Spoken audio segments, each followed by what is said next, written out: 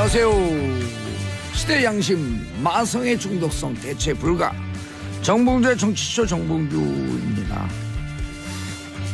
자, 지금 이 시각 여러분이 가장 많이 찾아본 실시간 검색어 정현 세계 1위였던 조코비치를 꺾고 호주 오픈 8강 진출했습니다. 테니스의 새로운 역사를 쓰고 있는 정현. 자, 그다음에 안현수 러시아로 귀한 빅토르 아니죠. 평창 출전 명단에서 빠졌습니다. 도핑 의혹이 있다고 하네요. 세 번째 고대영 KBS 사장 해임 내일부터 가결됐습니다. 내일부터 업무 정상하고요. 고대영 우리 외대 선배인데요. 저하고도 개인적으로 친분이 있는 형님, 자유롭게 자유로운 영혼이 돼서 푹 쉬세요 이제. 자, 첫 곡 케니 로진스의 풋루스. 메인데 없는 자유로운 영혼입니다. 고대영 전 사장 바이바이. 오늘 정치쇼 1부 순서 들어가겠습니다. 자, 뉴스 브리핑 한겨레 21 하호영 기자. 제가 감기는 다 났는데 목이 계속 안 좋은 새소리가 나갖고 네. 청취자 여러분들께 심히 죄송합니다. 저한테 전화해갖고 문자해갖고 당신 목소리 들어. 그리고 뚝 끄는 사람이 있거든요. 감사합니다. 조심하겠습니다. 더러운 목소리를 좋은 목소리로 바꾸겠습니다. 한겨레 21 하호영 기자입니다. 네, 감사합니다. 자, 차민주님, 우연히 이 방송 오늘 처음 듣네요. 저는 보수주의자인데 제목이 마음에 드네요. 정치쇼 오늘 끝까지 들어볼게요. 정봉주님 화이팅.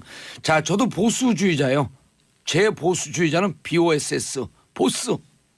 보스주의자. 네, 용꼬리가 되는 뱀대가리가 되겠다. 보수주의자. 좋네요. 좋네요. 예. 확 낚였죠. 예. 예. 가시죠. 최영결님, 봉도사님 오늘도 흥겨운 하루 만들어 주소서.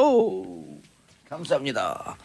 자, 오늘 화나는 기사 떴어요. 네. 또 하나의 국기문란 사건이 드디어 사실로 드러났습니다. 양승태 전 대법원장 구속시켜야 됩니다. 사실 지난번에 양승태 대법원장 이야기하시면서 그 포토라인 언급하셨다가 예. 신중치 못한 거 아니냐라는 생각이 들어서 저도 좀 후회를 했는데 실제로 드러난 거 보니까 엄청나네요. 내가 포토라인 얘기했어요? 예, 그때 그런 이야기를 했죠. 저에게 기시감이라니까요. 제가 달리 봉도사가 아니에요. 그렇게 예견하신 거예요. 그럼요. 네. 깜짝 놀랐습니다 오늘. 깜짝 놀랐어요? 예. 뭐 그런 걸 다. 양승태 대법원이 박근혜 정부 청와대와 선고 전후에, 그러니까 판결 선고 전후에 의견을 나누었습니다. 그게 어떤 사건이냐면 국정원 댓글 대선 개입 사건에 연루된 원세훈 전 국가정보원장 항소심 재판과 관련된 내용이었습니다. 예. 충격적입니다. 어떻게 충격적인지 이제 설명을 드릴 텐데요. 청와대가 원 전 원장에게 항소심에서 실형이 선고됐어요. 그때 아주 큰 불만을 표시했고요. 대법원은 원 전 원장 재판을 당시 최대 현안이었던 본인들의 현안이에요. 상고법원 도입 문제하고 결부시켜서 활용하려는 전략을 그렇게 세웠습니다. 그리고 또 하나 대법원이 판사들의 성향과 동향을 조사했다는 이른바 판사 블랙리스트 의혹도 사실로 확인됐습니다. 예. 일부 언론에서는 리스트는 안 나오지 않았냐. 그리고 뭐 보수 진영에서는 이건 또 다른 일 아니냐라고 이야기하는데요. 이건 완전히 물타기고요. 판사 블랙리스트 맞고요. 그리고 그보다 더한 게 사법권의 독립이 헌법에 규정돼 있음에도 불구하고 이런 식으로 청와대와 거래하고 흡사 청와대가 이러저러한 지시를 내린 것을 이행하는 듯한 태도를 보였다는 것. 매우 충격적이지 않을 수 없습니다. 양승태 대법원장이 예. 청와대 OEM 역할을 한 거예요. 주문 생산요. 주문 생산이요. 안타깝네요. 예. 예? 청와대 맞습니다. 출장소 입법 사법 행정 상권 분립은 초등학교 2학년 3학년 그 사회책에 나오는 거거든요. 그렇죠. 그럼 민주주의 기본 근간이에요. 그럼 행정부에서 이래라 저래라 하면은 당신들 이게 사법부 분리되는데 지금 뭐 하는 거냐?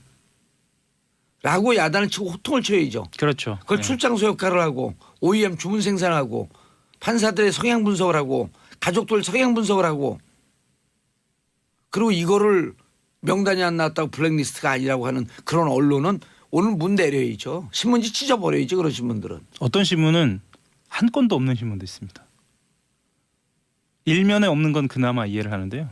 기사를 안 썼어야 해. 네. 그런 신문 찢어버려요 그냥. 저는 그것도 같은 기자지만 좀 네. 충격적이었습니다.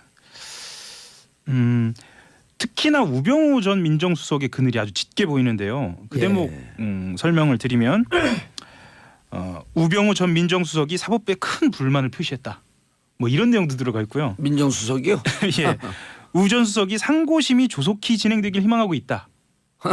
뭐 이런 내용이 들어가 있어요. 이거를 법원 행정처에서 작성한 문건에 들어 있는 거예요. 그러니까 말하자면 우병우 수석이 어떤 심경인지, 어떤 태도를 갖고 있는지, 어떤 요청이 있는지를 이렇게 자세하게 본인들이 분석해서 시행하려고 한 듯한 그런 문건이 드러난 거예요. 실제로 시행이 좀 됐습니다. 예를 들면요. 원세훈 전 원장 재판과 관련돼서 향후 결론의 재고의 여지가 있는 경우에 상고심을 조속히 진행하고 전원 합의체에 회부해 줄 것을 희망했다. 이렇게 내용이 나오거든요. 예. 실제로 전원 합의체에 회부했어요. 전원 합의체 회부했죠. 그리고 전원 합의로 예. 그 원전 원장에 대한 그 결정 예. 파기환송해서 다시 2심으로 돌려보냈죠. 하 기자님. 네. 이게요. 네. 이렇게 방송하면요. 듣는 분들이 뭔 말인지 하나도 이해를 못 해요. 그렇네요. 죄송합니다. 1심, 예. 2심 설명을 해줘야 돼요. 원세훈 원장이 네. 대선 때 댓글 국정원이 개입한 문제 때문에 그렇죠. 기소돼서 1심에서 선거법 유죄, 유죄 아니 나왔어요. 국정원법 유죄, 유죄. 선거법은 무죄. 유죄. 그러니까 그걸 보고 김동진 당시 성남지청에 있던 판사가 지록위마 말을 했죠. 보고 아니 사슴을 보고 말이라고 했다. 네. 근데 2심에서 선거법도 유죄, 국정법도 유죄라는 네. 걸 설명을 해줘야죠. 맞습니다. 그때 당시에 우 전 수석이 그 법원 행정처에 2심이 어떻게 돌아가고 있느냐를 묻습니다. 예. 그런데 행정처에서는 1심과 달리 2심은 어떻게 돌아가는지에 대해서 알기 어렵다라는 식으로 다시 통보를 해줍니다. 이런 내용도 문건에 들어있거든요. 어허. 실제로 2심에서 유죄가 나옵니다. 그렇죠. 2심 판사는 아무에게도 얘기하지 않고 딱 가린 상태에서 그렇죠. 비밀스럽게 예. 그렇게 비밀로 해야 되는 거죠. 아 그럼요. 그건 당연한 거예요. 예. 예, 그게 비밀이 아니고요. 그게 원래 원칙입니다. 그렇기도 하고요. 실제로 법원행정처는 상고심에 올라왔을 때, 그러니까 3심에서도 예. 이제 3심 이야기를 좀 하면은요. 3심에서도 이게 과연 우리가 무죄나 파기환송을 할 수 있을까라는 의구심을 스스로도 나타냅니다.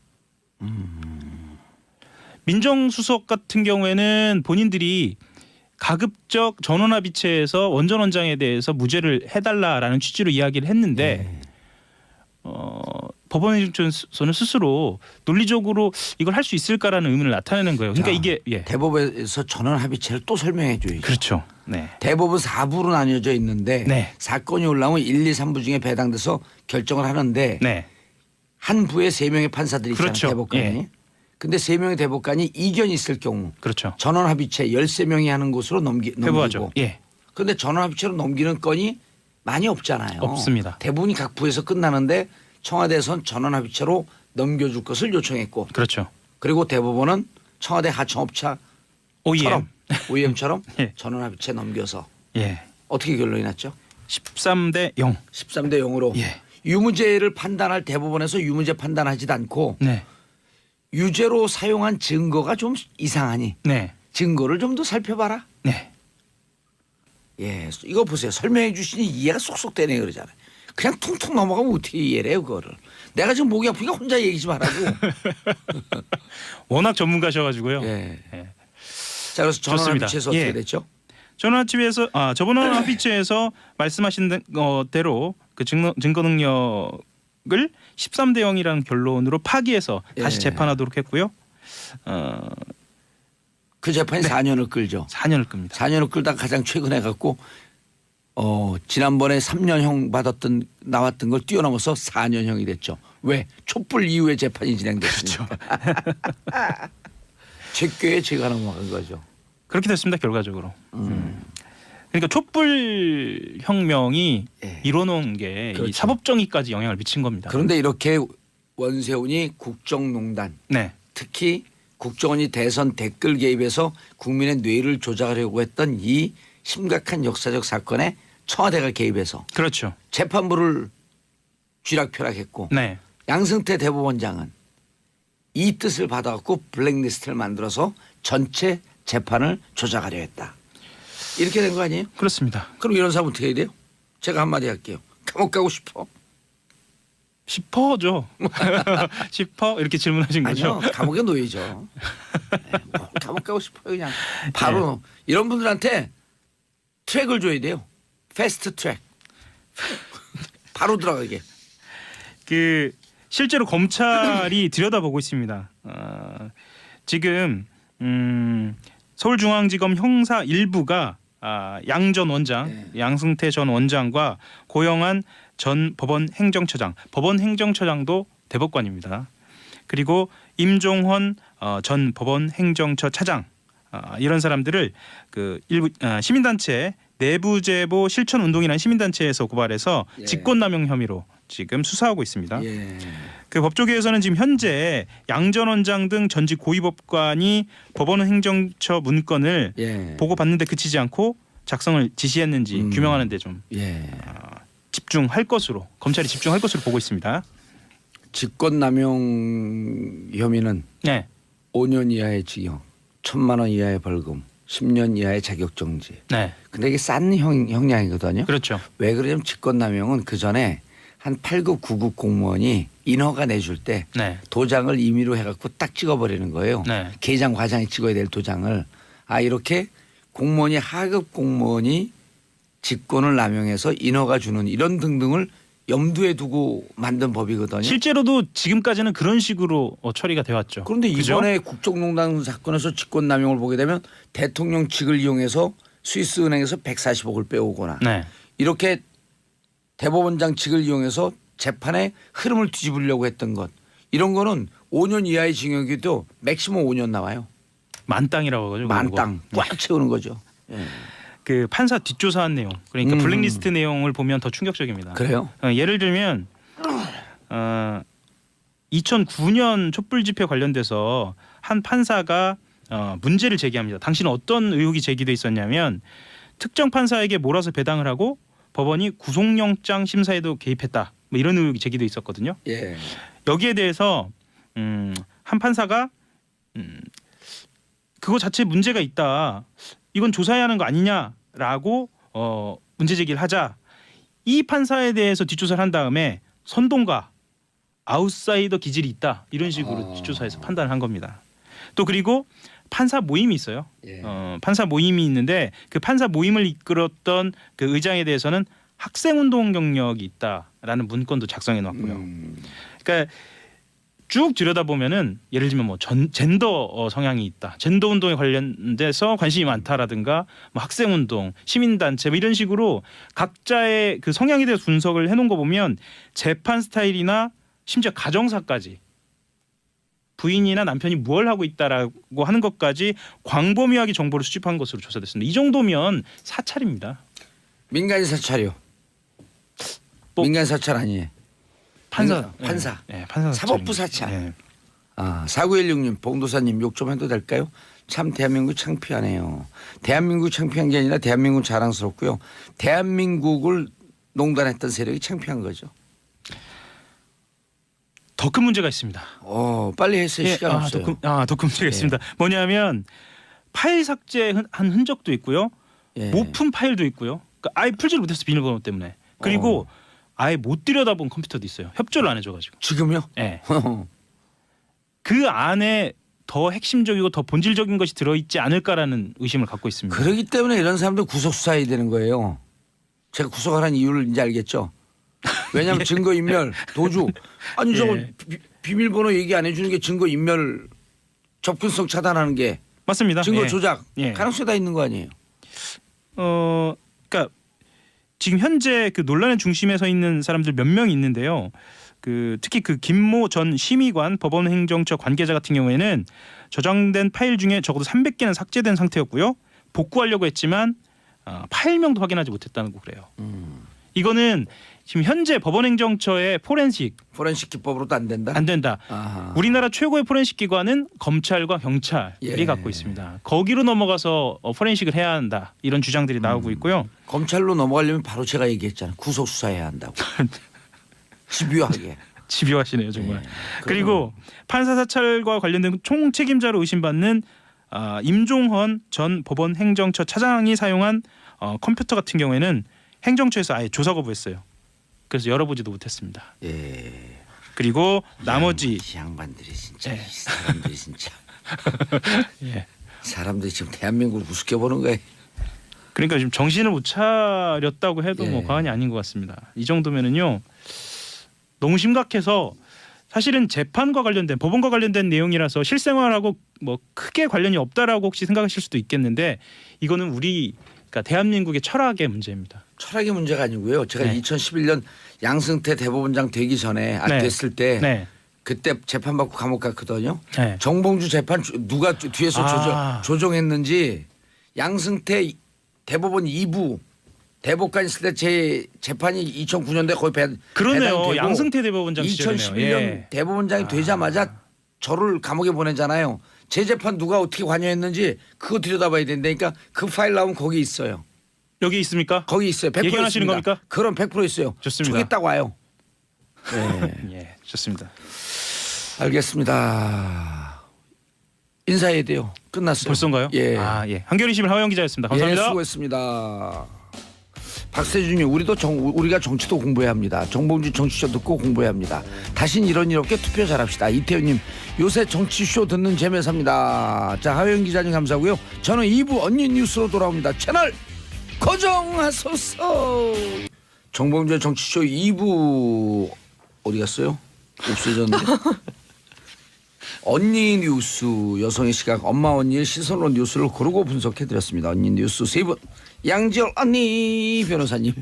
안녕하세요. 엄마 언니의 시각을 제가 어떻게 이해를 하고 얘기를 할까요? 근데 MBC 잘 되고 있어요? 한번 잘 되고 시선이 있습니다. 예, 무리 없습니다. 예. 그러니까 아니 본인은 무리 없다고 생각하죠 늘. 아 그럼 저만 생각하면 되죠 뭐. 제가 중요하죠 뭐. 그럼 아니 듣는 사람들이 평이 좋아요. 그래요? 계속 쭉 가세요. 네. 누가 주변에 그런 얘기를 해주시던 거예요? 그럼요. 그 MBC 회사에 그렇게 좀 얘기를 해달라고 좀 전해주세요. 회사에서 그렇게 얘기했더라고요. 자 고란중앙일보 기자님 고란사이 해야 되는데 목이 안 좋아서. 안녕하세요. 예. 고란입니다. 자 그리고 오늘 최민희 의원님 지금 재판 중이에요. 오늘 11시부터. 곧 재판이 정말 시작돼요. 억울한 재판이 진행되고 있는데 1심에서 200만 원 받았어요. 선거법. 그 유지가 되면 안 되는데 오늘 선고야. 유지 안 될 것 같아요. 자 대신 땜빵 전문 아닌데 엉겹결의 땜빵. 엉땜빵. 김진애 의원님 자리하셨습니다. 안녕하세요. 전 위원이고요. 예. 제가 언니 뉴스는 제가 솔직히 이 정치쇼 중에 예. 가장 즐겨 듣는 코너예요. 그래서 제가 굉장히 영광입니다. 최민희 의원님 걱정하지 마십시오. 무죄 받으실 거고요. 제가 잘해 놓겠습니다. 아니 무죄는 못 받아도 네. 한 80만 원만 80만 받아도 원, 돼요. 100만 원 이하면 되는 거니까. 네. 한 99만 원 받았으면 좋겠어. 약으로.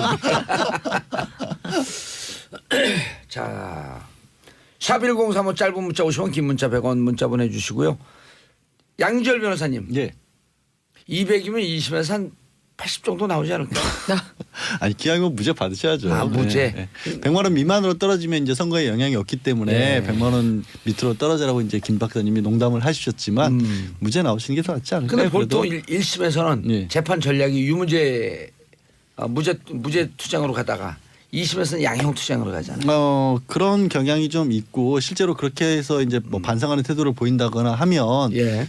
되는데 이제 그거는 제가 최 의원님 재판 과정을 보질 않았으니까. 왜냐하면 반성하는 태도만 보여도 절반 밑으로 많이 깎아주는 게 일반적이니까 사실. 예. 알겠습니다. 7323님 60대 택시 아줌마입니다.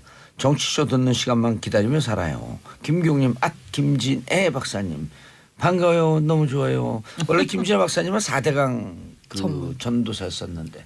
전도사가 아니라 전도사라네. 4대강 반대가 생략됐잖아요. 반대. 아니 이 양반들이 그냥 MC를 죽이려고 그래.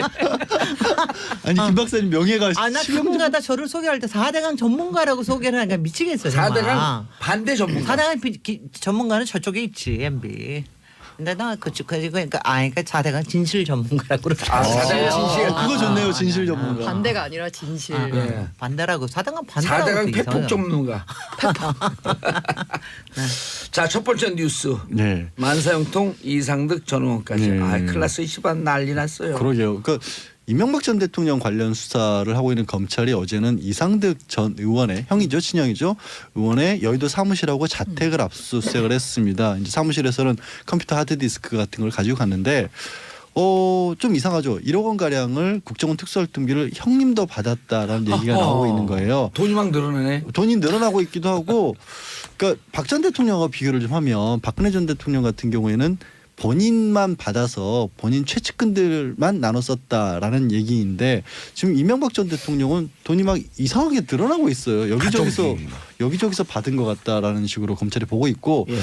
또 이상득 전 의원 같은 경우 왜 받았냐라는 얘기가 당시 이제 원세훈 국정원장 시절에 예. 인도네시아 그 대통령 방한에 있었을 때 호텔 이렇게 우리 국정원 직원들이 걸렸죠. 들어갔다가 걸렸잖아요, 2명이. 청소 하다가. 아줌마한테 걸리셨죠. 그런 창피한 일이 벌어지던 시점이었는데 혹시 그거를 무마하기 위해서 이제 돈을 건넨 게 아니냐라는 의혹을 좀 받고 있기도 하고요. 근데 참 이상득 전 의원 같은 경우에는 그걸로 끝날 게 아니라 사실 이 얘기를 국정원에서 돈이 나갔다는 얘기를 많이 털어놓고 있는 사람 중에 하나가 김주성 전 국정원 기조실장 아니겠습니까? 예. 근데 이 기조실장을 이명박 전 대통령과 연결시켜 준 사람이 사실은 이상득 전 의원이거든요. 원래 이상득 전 의원 쪽의 인물이었어요. 그러니까 재계 인물이었지 어떻게 보면 국정원과 인연이 있던 사람이 아니었는데 이제 예산을 주물러야 되기 때문에 특별히 신뢰할 사람이 필요하다라고 해서 이제 이명박 전 대통령이 추천을 했고 그래서 국정원 기조실장을 맡았던 인물이 서울시장 시절에 세종문화회관장까지 하지 않았나요? 네, 김무성? 그렇죠. 예. 그랬죠. 그게 이제 그렇게 연결됐던 게 사실은 이제 이상득 전 의원이었거든요. 그러면 이 기조실장이 지금 입을 열고 불리한 얘기들을 하고 있는데 그걸 추천해 준 사람에 대해서까지 압수수색을 했다 검찰이 그럼 뭔가 상당한 내용을 또 파악한 게 아니냐라는 추측이 가능하고 또 하나 또 봐야 될 거는 다스의 대주주잖아요. 이상득 전 의원이. 이상은이죠. 그건. 이상은. 그건 이상은이죠. 혼돈을 일으켜서 죄송합니다. 하여튼 그러면 이제 이상득 의원에 관해서도 잠깐 소개하신 것처럼 만사형돈 큰형님이었는데 그리고 정치로 입문시킨 사람도 사실 큰형님이었는데 이분을 압수수색을 했다라는 얘기를 듣고 이명박 전 대통령이 이랬답니다. 비가 많이 온다. 맞아, 비가 맞아. 많이 온다. 네. 그 친구에서 봤던 얘기인데 그런 말 했던 사람이 친구에서는 영화 끝 무렵에 별로 안 좋은 결과를 끝났는데. 또 그렇게까지 연결하셨어요. 자, 김재현 의원님. 네. 18대 때 이상득 의원과 네, 함께 같이 의정생활 있었죠. 했죠. 뭐 이렇게 부딪히는 일은 없었죠? 뭐 좀 있었습니다. 일단은 이제 이상득 의원 개인은 아니고 이상득 의원 아들이 예. 저를 명예훼손으로 고소를 했어요. 그 지하철 9호선과 맥커리 그 연루에 대해서 제가 라디오 인터뷰하면서 명예훼손했다고 그래서 그래서 제가 명예훼손 고소당했었습니다. 어떻게 됐어요? 물론 무죄 받았죠. 그 이상득 그 의원의 의원 자제분, 아들이 아들. 맥쿼리 자산운용 대표였었거든요. 네. 대표까지는 아니고 이제 임원 중에 하나였는데 근데 이제 거기가 그 이너서클에서 연루가 돼가지고 실제로 서울시 이명박 서울시장 시절에 그걸 땄고 나중에 그 지하철 임금 인상한다고 그래가지고 그거 가지고 얘기하다가 그냥 걸려가지고 제가 좀 고생 좀 했고요. 이상득 의원의 아들은 무슨 형이에요? 시형이. 아, 거기도 이시형 아니야, 이지형이다. 이지형. 이명박 대통령의 전 대통령 아들이 이시형. 그다음에 이상의 아들이 이동형. 네. 그다음에 지형. 네. 지형. 네. 그렇게 돼서 족보를 캐고 그다음에 뭐 제가 또 하여튼 이상득 의원이 분명히 상황이고 만사형통이고 확실한 당시에 워낙 영폴 라인들이 국회를 꽉 잡고 있었기 때문에 특히 국토위는 꽉 잡고 있었어요. 그런데 국토위에 여러 가지 국정감사 하다 보면은 하여튼 포항에 걸리는 일들이 이상득 의원이 뭐 가령 LH를 동원해서 거기에 뭐 프로젝트를 했다라든가 뭐 이런 것들이 워낙 많아가지고 또 국토위 같이 하셨잖아요. 그거 같이는 안 했고 제가 이제 거기 영포 라인에 있는 사람들을 위원장 할 때 제가 좀 이제 그때 좀 시끄럽게 굴었으니까 아마 밑보였겠지. 근데 이제 이랬어요 분위기가. 난 한마디로 이렇게 생각을 해. 왜 우리가 스타워즈에 보면은 그 무서운 인물이 다스베이더잖아요. 근데 다스베이더보다 더 무서운 사람 있죠 왜? 다스베이더 스승 뒤에 위에 있는 사람 황제 엠퍼러라는 사람. 예. 나는 그 사람은 뭐 딱 엠퍼러 같더라고. 이상득 씨만 보면 보면은 왜냐하면 본회의장이나 이런 거에 키도 커요 이 양반이. 근데 이 양반이 딱 나오면은 일단 발을 거의 안 해. 눈으로만 이렇게 싹싹싹 하는 주변이 이렇게 싹 저기 하는 거 있잖아요.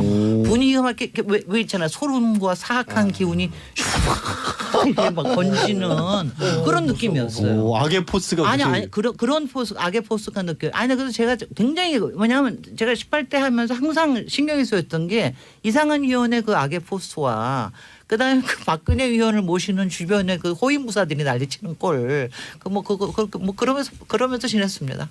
하여튼 나는 그 악의 포스에 하여튼 밀리지는 않았으니까 다행이에요. 그럼 저 박사님의 레아 공주 맞서 싸움. 꿈에서나마. 딴청하다 깜짝 놀랐어. 왜요? 맞서 싸우셨으니까. 그 저기 뭐야. 하여튼간에 포스가 대단한 양반이에요. 그런데 지금 이제 가족 얘기가 나오는데 자 그다음에 희중 김희중 네. 씨 1부속실장이 어제는 우리가 주요하게 김윤옥 씨한테 돈이 직접 건네졌다. 네. 그러니까 2부속실을 통하지 않고 관저에 직접 갖다 줬고 관저에 있는 행정관에게 전해줬다. 근데 행정관은 대질신문에서 난 받은 적 없다. 그래서 우리가 그랬어요. 그럼 그럴 김희중은 거군요. 귀신을 갖다 줬다. 아니 행정관도 일부 돈을 받은 것 자체는 인정까지는 했어요. 인정했어요? 또 바뀌었어요? 그러니까 그걸 뭐 전달했다, 김희중 부속실장으로 또 받았다 이런 자세한 얘기는 아니고 돈을 일부 그러니까 받았다. 얼마인지는 모르는데 환전한 달러를 봉투에 넣은 걸 받았다라는 얘기가 누구로부터도 얘기 안 하고요?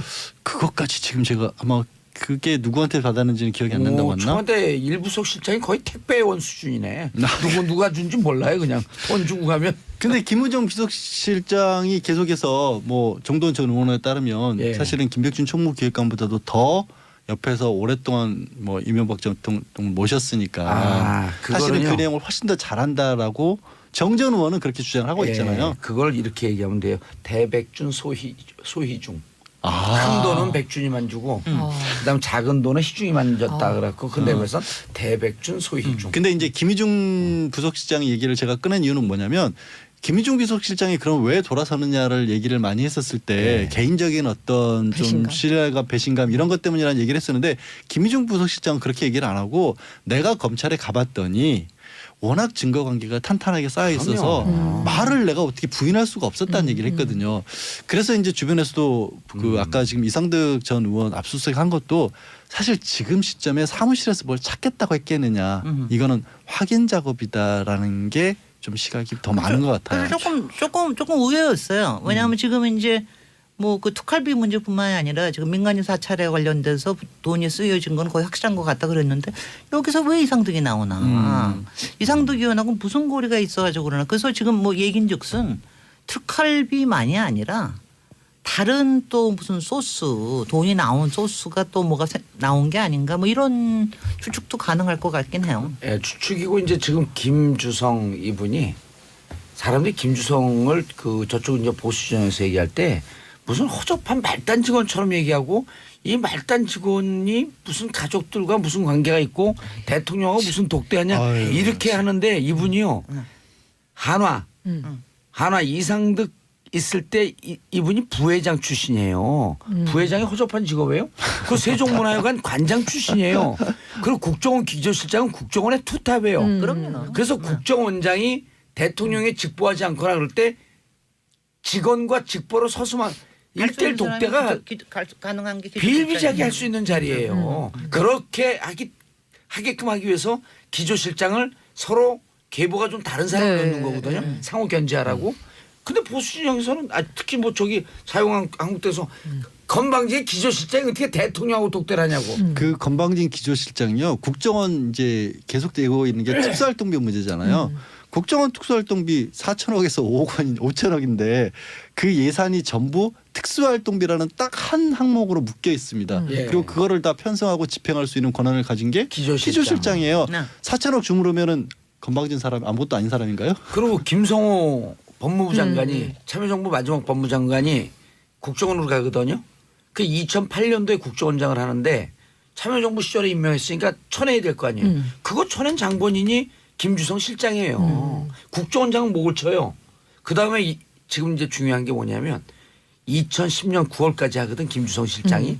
근데 검찰이 그 다음에 기조실장 모경만까지 보고 있어요. 근데 이분은 2010년 9월서부터 2012년까지 또 기조실장을 하거든요. 원래 정권 후반부에 더 극성을 부리거든. 돈이.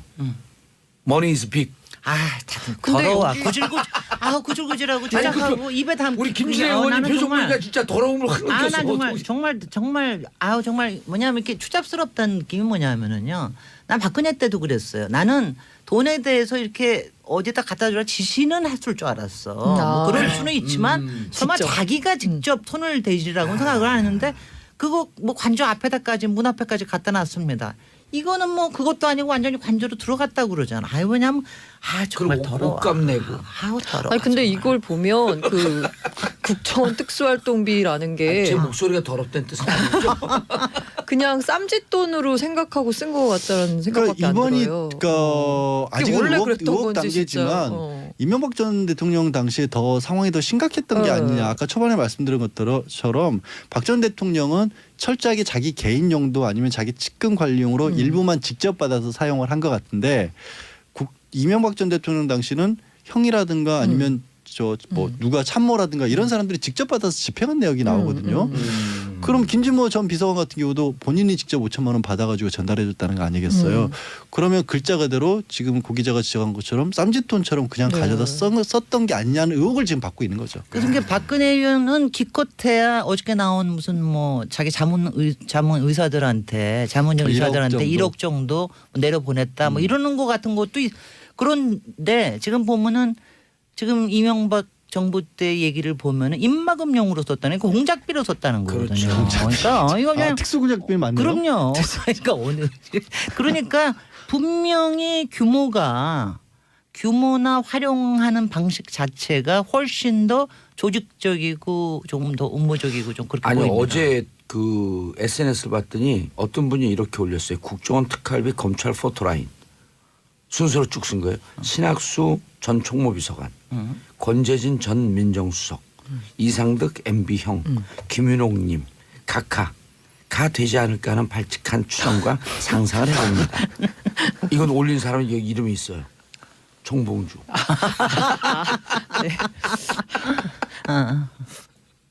그런데 목욕만까지 가면 이거 심각. 그리고 이게 금맥을 캐는 것 같아요, 의원님. 네. 점점 돈이 커져. 그러니까. 근데 우리가 4개월 전에 제보 받았을 때는요. 네. 수십억 단위였었어요. 아. 그리고 우리가 지금 제보 받은 그 내용 그대로 가고 있어요. 이게 이제 해외로 갑니다. 아니, 제보 받은 내용에 따르면. 근데 해외로 가는 거 순간에 그래서 그다음에 저 김희중 씨가 검찰에 들어가니까 이 워낙 탄탄하게 가지고 있다. 그렇죠. 이거 네. 탄탄하게 갖고 있다 그랬는데 김희중 씨도 그러고 김주성 씨 같은 경우도 국고손실죄거든요. 이게 자기가 빼돌렸으면 국고손실죄가 무지하게 큰 형이에요. 10년 이상이 가능하죠. 1억 원 이상일 경우에. 10년 이상의 무기징역이에요. 예? 그럼 그거를 벗어나기 위해서는 할 수 있는 내가 한 게 방법은 아니다. 그러면 본인이 누군가의 지시를 누군가의 하는 지시에 거죠. 따라서 어쩔 수 없이 빼왔다라는 얘기를 할 수밖에 아니 없는 뭐 빼온 상황이죠. 게 아니라 누구의 지시에 의해서 난 집행했다. 어. 이게 특별 활동인 줄 알았다. 왜? 그분이 지시했기 때문에. 그렇게 빠져나가야 되거든. 그 이참에 그 특수활동비라는 거 좀 어떻게 투명하게 할 수 있는 방법은 없나요? 지금 뭐 근데 그건 특수활동이라는 있지. 용어 자체가 사실은 법에 없는 말이에요. 그러니까 뭐냐면 국정원 같은 경우는 특수활동이라는 걸 하긴 해요. 네. 근데 지금 특수활동비라는 이름으로 한 19개 기관에서 이 돈을 쓰고 있는데 이게 어떤 얘기냐면 뭐라고 딱히 그 통제를 받기 싫을 때 그 돈을 특수활동비라고 해서 그냥 쓰는 거거든요. 근데 내부에 기록은 다 남기게 돼 있고 내부에서 저기를 하게 돼 있으니까. 내부에 지금 이제 네. 이번에 문제가 된 게 이제 기조실장들은 본인들의 옛날에는 본인들 관리용으로 기록을 했던 거지 그걸 국회에 들고 가서 감독 감독받지도 않는 필요 없는 거거든요. 거죠. 영수도 필요가 없고. 그렇습니까? 그 돈이 아까 제가 지적한 게 이거예요. 다른 부서들은 그나마 정상적인 예산이 편성이 돼 있고 아주 일부 검찰 같은 경우도 사실은 수사를 하다 보면 실제로 밥값이라도 들 때가 있거든요. 예산으로 정식으로 통과받기는 어렵더라도. 근데 국정원은 그냥 4천억 5천억 원이 특수활동비라니까요. 다른 게 없어요. 그리고 알아서 배분하는 거예요. 내부에서. 그래서 그 부분을 국회에서도 법을 바꿔서 네. 필요한 부분을 인정을 감사할 수 하더라도 나머지 부분들은 아니 국정원 직원들도 하다못해 사무실에서 뭐 모자란다. 갑자기 왜 모자 제가 김진애 박사님 보고 거기다 모자가 떠올랐는데 제가 딱 그냥 짜줄게. 책상 사고 컴퓨터 여기에 사고 특활비 안 쓰셔도 돼. 이거는 그런 예산은 투명하게 하자는 거죠. 그렇죠. 그리고 감사도 받을 수 있고 국회 정보위에 보고하면 되거든요. 비공개로. 그리고 1급이나 2급 비밀로 클래스파이 해갖고 딱 분류해갖고 이거 공개하는 사람 법적 처벌 물으면 되는 거예요. 그렇게 했고 어쨌든 감사를 받으면 되는 거 아니에요. 예. 지금까지는 안 됐었다는 거죠. 그럼 그렇죠. 통째로 안 안 돼 있었죠. 했다는 거죠. 예. 자, 김진호 박사님 오셨으니 요즘 MIT예요? 인지하셨어. 예. 우리 좀 미트볼 뭐 고기만 생각했지 이게 MIT 도시계획학 박사. 네, 네. 그럼 몇 년 계셨어요 미국에? 미국에 7년 있었습니다. 석사하고 박사하고 유일한 정원에 여성 있었습니다. 박사시라고. 아이 그렇지 않아요. 누가 아니, 거짓말 한국 사람 자꾸 해. 중에. 가짜 뉴스야 그거. 한국 사람 그것도 중에. 가짜 뉴스야. 그래요? 이러시잖아요. 아니, 이것도 가짜야. 이거 아니세요? 아니 스스로 모든 걸 다 부인하세요. 아니 그냥 아니 그게 아니라 가짜 MIT 뉴스 나온 거는 확실해. 가짜 뉴스가 맞아요. 이 뉴스를 우리가 가짜. 그러니까 MIT 박사라는 건 확실합니다. 네. 네. 가짜 박사는 아닙니다. 진짜 박사 도시계획학. 네. 한때 서울시장 출마하려고 준비하고 시골했잖아요. 그런 적은 없었고 꿈은 좀 있었죠. 꿈은 이루어진다. 꿈은 이루어진다. 그럼 저기 지금 박원순 시장 잘하고 있는데 제가 여기서 저기 하자면 저는 사실 박원순 시장이 되면서부터 예. 내가 꼭 하지 않아도 괜찮다 이런 생각을 했습니다. 네. 박원순 시장이 워낙 저하고 노선도 좀 비슷한 데 있고 우리 시비 그리고 걸려요. 워낙- 자꾸 얘기하면. 네. 알았습니다. 네. 자 그리고 재건축 초과이익 환수제 맞춤형 이슈로 가져오셨네요.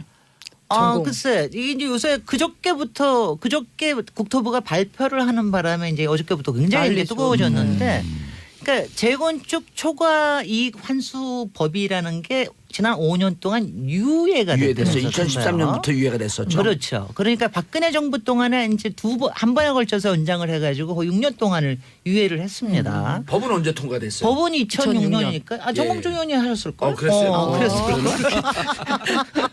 그래가지고 예.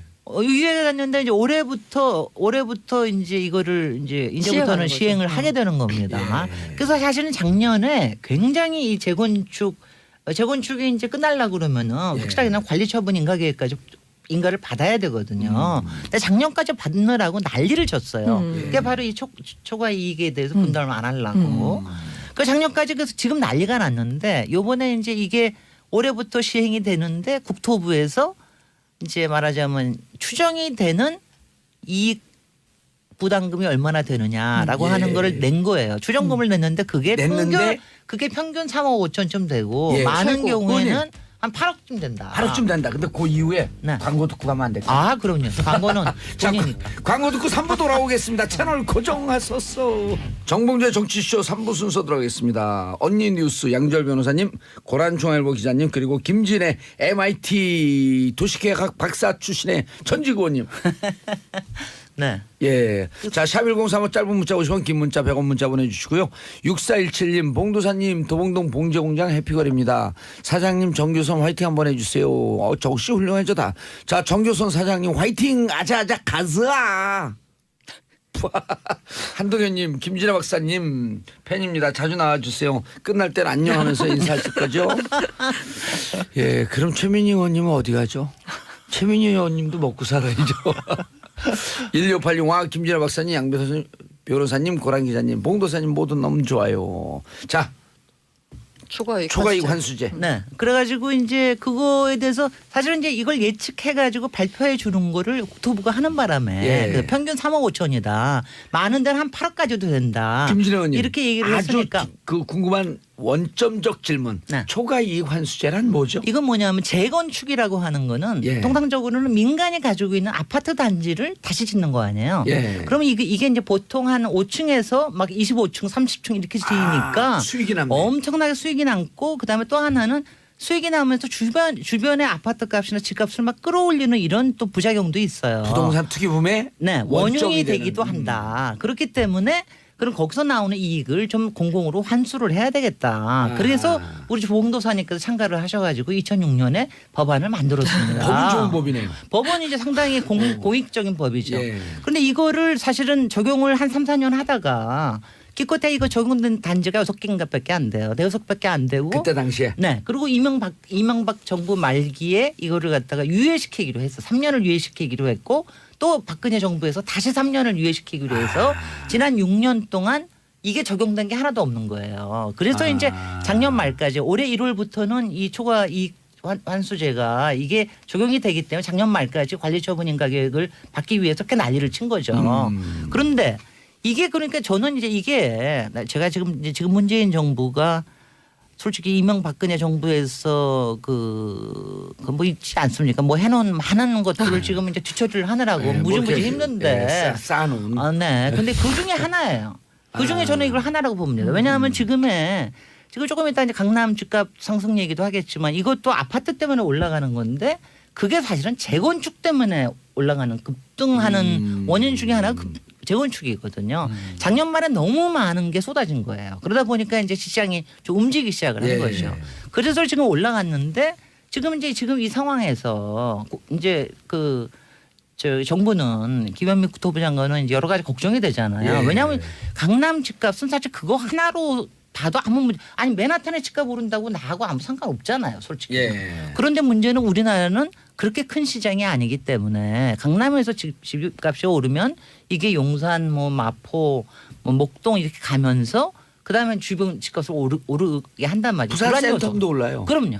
그렇기 때문에 그래서 이제 지금 이제 이거의 원흉이 재건축이기 때문에 이명박근혜 정부에서 풀어놓은 거 이거 유예시킨 것뿐이 아니라 또 하나가 재건축에 워낙 40년 이상을 재건축을 하게 돼 있었는데 그걸 30년으로 낮춰놨었거든요. 완화를 해놨었거든요. 그걸 다시 30년 이것도 다시 40년으로 하는 거를 아직 백도는 안 했고 백도를 검토할 예정이다. 근데 이것만 하더라도 검토를 예정이다.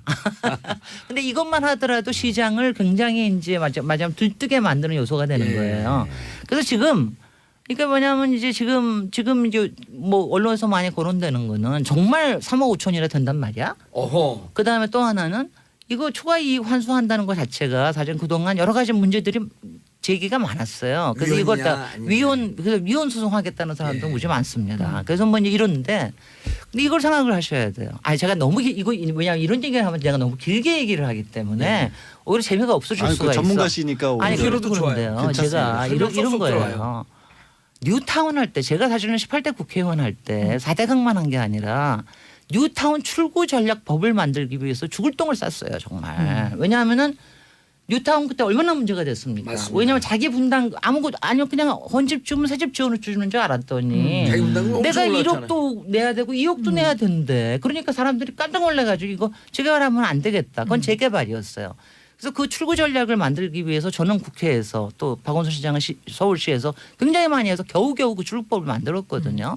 그때도 그렇게 힘들었는데 지금도 마찬가지인 거예요. 이건 뭐냐 하면 근데 지금은 이제 힘들 건 없습니다. 하도 이제 시장에서 난리치는 사람들이요. 지금 현재로서는 한 6, 7만 가구 됩니다. 여기 지금 30년에서 40년 사이에 걸려져 있는 사람들이 뭐 전체를 다 하면 한 20만 가구 될 텐데 이 가구를 이 사람들이 이제 계속해서 여론을 들쑤시면서 뭐 얘기를 하는 건데 저는 이제 이 악순환을 고리를 끊어야 된다고 생각을 해요. 왜냐하면 그때 초과이익 환수제 만들고 재건축 40년 만들었으면 그냥 계속해서 거기서 갔으면 되는 걸 갖다가 유예하고 또 30년으로 낮추고 이러는 바람에 흐트러진 거거든요. 정상으로 가야 되고 왜 이러냐면은 이게 우리가 지금 30년 지나서 40년 넘어간 게 이제 몇 개 뭐 한 20만 가구 된다고 그러지만 조금 있으면은요 뭐까지 나오냐면 지금은 잠실 뭐 송파에 있는 거 몇 개 뭐 압구정 현대 뭐 이런 거지만 조금 있으면 목동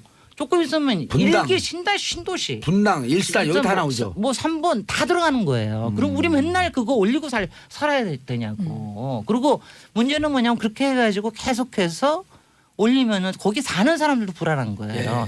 야 이거 계속 뭐 조금 있으면 팔고 나가야 돼?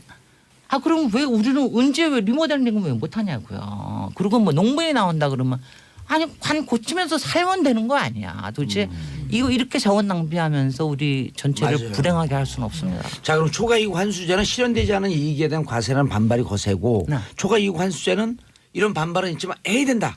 했어야 된다 이미. 이미 했고 지금 하고 있는 중이다. 근데 이제 다만 위원은 지금 헌법재판소에 벌써 한 3개 단지에서 이미 들어가 있어요. 근데 지금 3, 4년 동안 헌법재판소 결정을 안 한 거죠. 이번에 들어가면 이제 한꺼번에 묶어가지고 결정을 할 겁니다. 근데 이제 뭐 이 부분에 대해서는 뭐 미실현 소득에 대해서 이거 하는 거에 대해서는 뭐 저기 합헌 결정 나온 것도 있으니까 이거 그 뭐 따져봐야 되는 거죠. 94년도에 토지 초과 이득세라고 이 재건축은 아니지만 비슷한 미실현 이익에 대한 과세에 대해서 헌법재판소가 그 합헌 결정을 내린 게 있거든요. 네. 그래서 국토부가 그 지금 이제 거기 단지에서 문제 제기하는 미실현 이익에 대한 과세다라는 부분에 대해서는 이미 헌재에서 합헌 결정을 했다라고 얘기하고 있는 거고요. 그러니까 그 부분은 이제 저는 이제 저도 이제 음. 초과이익 환수제는 자체는 찬성하는데 법적으로는 그때는 뭐가 있냐면 국가가 도로를 뚫어준다든가 국가가 대규모 어떤 설비를 그렇죠. 했었을 때 기간 산업을 해주는 덩달아서 내가 얻은 건 내가 아무것도 안 한 거잖아요. 그러니까 이제 그 부분에 대해서는 초과이익 환수하는 게 합헌이라고 했는데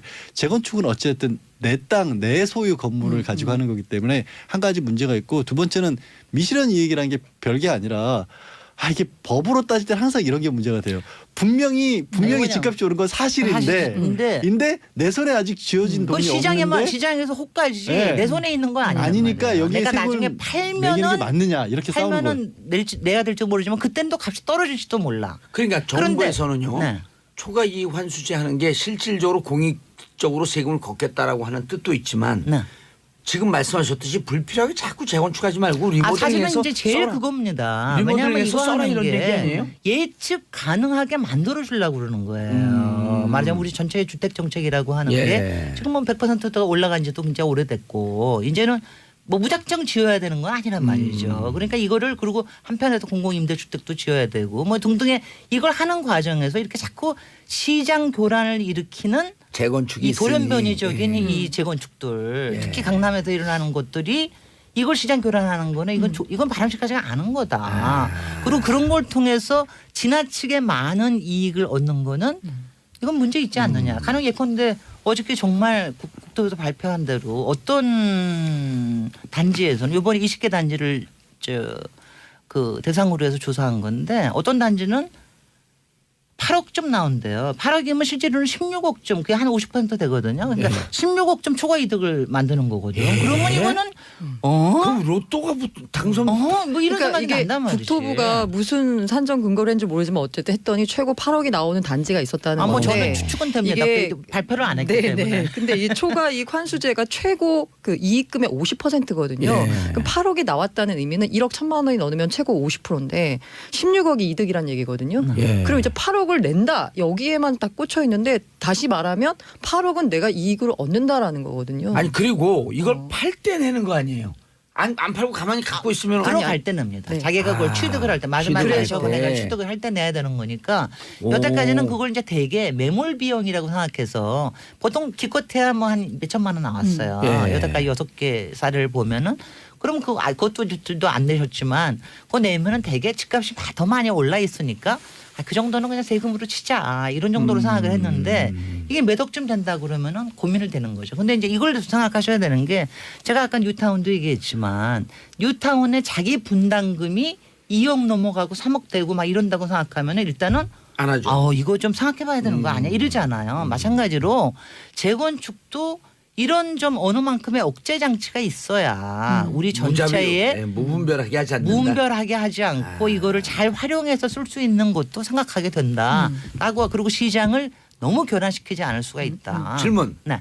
그런데 자 내가 이제 재건축해갖고 들어가요. 네. 들어가는데 재건축 들어가는 비용도 좀 있고 이사 비용 등등 해갖고 없는데 새로운 지출이 생겼던 거란 말이에요. 네네. 근데 또 들어가는데 네. 내가 그 정도 세금을 낼 생돈이 없는데 그런 사람들이 많지 않죠. 근데 이제 이렇게 생각하시면 되는 게요. 그건 너무 궁금한데. 이게 또 더 중요한 게 그런 사람들보다는 예. 되게 새로 사서 들어오는 사람들이 더 많습니다. 그러니까 자기가 사가지고 오는 사람들은 거기서도 왜 뉴타운 할 때 자기 왜 그렇죠. 있는데 하는 사람이 10% 20%밖에 안 된다고 외부에서 그러잖아요. 돌게 70%가 넘는데 딴 사람들이 딴 돈을 가지고 부동산 시장에 여러 가지를 감당을 하면서 들어오는 사람들이 대부분이에요. 그래서 약간 이게 정책적인 건데 이렇게 딱 규정을 정해놓고 나니까 일종의 피해자가 발생을 하는 거예요. 그래서 이제 정부가 파리 부동산 대책을 발표할 때도 몇 가지 이제 예외를 계속 이렇게 뒀었거든요. 그래서 지금 나오는 문제가 대표적인 케이스가 이게 뭐 많진 않겠지만 40년을 거기서 그냥 사신 할아버지인 거예요. 이분은 그냥 거기서 그냥 살았는데 집값이 그렇게 많이 오른 거죠. 그래서 만약 이렇게 했는데 분담을 내야 되는데 당장 돈이 없는 거죠. 그걸 묻는 거예요 제가. 네, 네. 네. 바로 그겁니다. 네. 그러면 이제 또 이렇게 얘기할 수 있죠. 팔고 나가면 되잖아라고 얘기했는데 이제 이분 입장에서는 40년 자기 거기 그렇죠. 경제공동체하고 내가 살았는데. 저소득층이 사는 거나 나랑 다를 게 뭐 있냐. 나도 내가 살던 동네에 살고 싶다. 그러니까 아니 그런 라고 그 이제 실질적으로 그런 거기 분들도 조기 있는 축구에 거죠. 거기 네. 배드민턴 맞아요. 그런 이제 케이스가 있는 거고 또 아까 말한 대로 이게 환수금을 산정을 하는데 이게 조합원별로 언제 들어갔냐 시점에 따라서 내가 얻는 이득이 16억이 아니라 어떤 사람은 2억밖에 못 얻을 수도 있고 하거든요. 아 그거는 계산하는 식이 좀 있어요. 그래서 그거는 계산하는 그- 식이 있어서 그렇죠. 다 저는 일괄되게 이제 일괄되게 좀 파악을 내는 건 세부적으로 아니지. 지금 얘기하신 대로 그런 문제들 예전에 우리가 종부세 문제도 그런 거를 좀 세련되게 하질 못해서 네, 여러 가지 좀 정교하게 있었는데 짰으면 이번엔 조금 좋겠어요. 정교하게 짤 필요가 어. 있습니다. 김은미 장관님 컨투. 근데요 이거는요 한 가지가 뭐냐면 법제도 그렇지만 사실 이거는 지금 국토부를 탓할 일이 아니에요. 국토부는 그냥 하고 있는 일을 하는 것뿐입니다. 그리고 국토부는요 솔직히 이거 재건축 초과 이득에 대해서는 구청에서 미리 이걸 계산을 해가지고 알려주게 돼 있어요. 그걸 조금 미리 알려준 것뿐이에요. 왜냐하면 지금 이제 하도 또 들썩이니까 알려준 건데, 그러니까 그게 한 6개월 뒤에는 꼭 알려지게 돼 있거든요. 그래서 그때 있을 일을 미리 김현미 장관이 좀 이제 재건축 때문에 여러 가지 고심이 되니까 뭐 그렇죠. 미리 얘기한 거죠. 알려줘서 재건 네. 무작정 재건축하는 게 능사가 아니다. 이 얘기를 한 거 그리고요, 아니에요? 제가 저거 하는 거는 저는 주민들보다도 이런 거 할 때는 솔직히는 언론하고 그다음에는 부동산 하든 간에 부동산에 달려 있는 것들이 얼마나 많습니까? 근데 저는 우리나라의 주택 정책이 항상 이 부동산 때문에 우리가 이런 거예요. 항상 대형 건설사 시행사들 일거리 만들어 주느라고 정책을 자꾸 홀드하고 또 만들고 또 풀어주고 이런 짓을 하면 안 됩니다. 이제는. 그리고 정말. 지금 이 부동산 네. 초과이익 환수제도 네. 2013년부터 6년 동안 유예한 게 더 문제였었다. 그럼요. 그렇게 했으면 사람들이 이렇게 점증적으로 들어오니까 네. 근데 느닷없이 정권 바뀌니까 이 정권의 실정인 것처럼 훅 들어오니까 글쎄 말이죠. 아니 하도 뉴스가 많아서 이제 묻혀서 그런 거지. 사실 알고는 다들 있는데. 근데 이제 이게 하는 게 지금 이제 40년 하고 여러 가지 생각을 해가지고 그러니까 조금 속도 조절을 할 필요는 있어요. 작년에 재건축 물량이 갑자기 늘어난 것도 이것도 사실은 이제 이거 박근혜 초과 정부 이거 아니에요. 근데 그것 때문에 지금 교란된 게 있거든. 알겠습니다. 네. 김신영 의원님 네. 너무 재밌는데 네. 고란 기자도 먹고 살아야 돼요. 그럼. 사실 이거 제가 지금 하려는 얘기도 이것도 강남 집값 얘기예요. 예. 그래서 이제 강남 집값이 왜 비쌀까? 왜 비싸다고 생각하세요? 저는 그 한때 대치동에서 학원까지 했던 거예요. 아니 그렇죠. 학원. 아니 그러니까 지금은 수요 공급 뭐 부족의 문제가 아니라 이건 프리미엄 문제입니다. 그렇죠. 이제 공급 물량이 쏟아지고 있잖아요. 네네. 지금. 그건 내년에 아니 뭐 30만 호예요. 지금도 모자라기도 모자라지만 강남은 모자라요. 강남은 강남 모자라요. 모자라요. 모자라지만 프리미엄 때문에 많습니다. 네. 그리고 강남은 그 공급은 뭐 모자른 것도 있고 수요는 넘쳐나죠. 네. 그럼 그 수요가 어디서 나왔을까? 저는 가장 큰 수요는 바로 이 교육, 학군이라고 생각합니다. 학군. 자사고와 그래서 지금 하고 싶은 얘기가 특목고를 뭐냐면 없애니 강남 전입생이 늘어났다. 이게 사실 그 자사고하고 외고 폐지 움직임이 났는데 이게 지금 뭐 하루 이틀 된 건 아니라 조희영 교육감이 2014년에 벌써 이렇게 자사고 외고를 이제 폐지를 하겠다라는 움직임을 보였고 실제로 그 보면은 그렇게 되니까 어떤 일이 벌어지냐니까 이제 자사고 외고 고등학교잖아요. 네. 그럼 이제 초등학교 때부터 그쪽에 있어야지 이걸 폐지하니까 강남에 있는 소위 8학군에 들어갈 수가 있는 거잖아요. 그러니까 초등학교, 중학생이 다른 지역은 줄어드는데 강남만 늘어나는 현상이 벌어지고 그러니까 있어요. 자사고하고 외고가 없어지니까 강남에 있는 8학군에 있는 그렇죠. 일반고를 일반고가 가야지. 올라가고 그렇죠. 일반고의 수준이 높아지고 또 그쪽에는 학원 사교육 환경이 좋으니 그렇죠.